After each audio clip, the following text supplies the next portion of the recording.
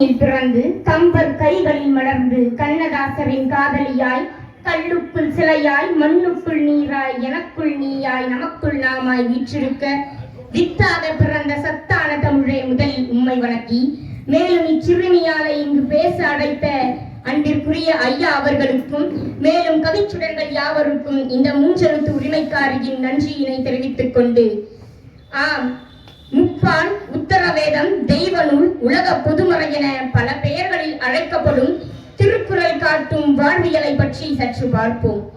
ஈரடியில் உலகையளந்து ஈரேழு புவனமும் வியக்க வைத்தவர்.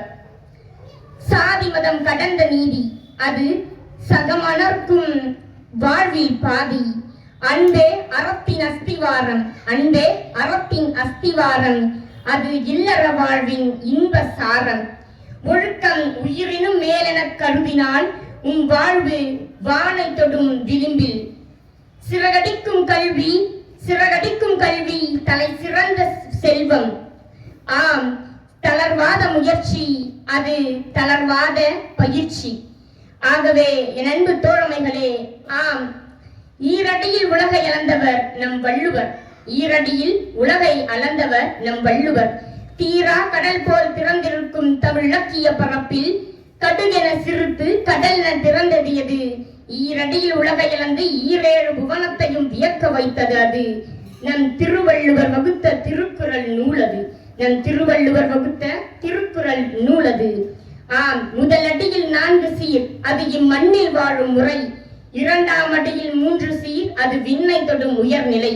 குறுகத் தரித்த குரல் அது குறையாத அறிவின் ஊற்று. நீர் தமிழ் மண்ணில் பிறந்திருந்தாலும் தனி மனிதருக்கு சொந்தமில்லை. உன் வாசனை தேடி பல மொழிகள் வருகின்றன. உன் கருத்துகளோ பல எல்லைகளை கடந்து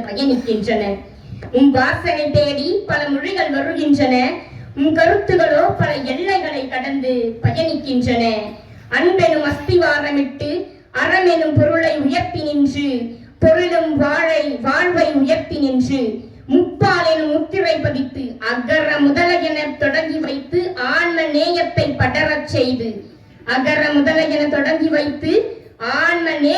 படரச் செய்து பிறப்பொக்கும் எல்லா உயிர்க்கும் என்றே படர வைத்து நம் அனைவருக்கும் வாழ்வின் நெறியை உணர்த்தியவர் நம் திருவள்ளுவர்.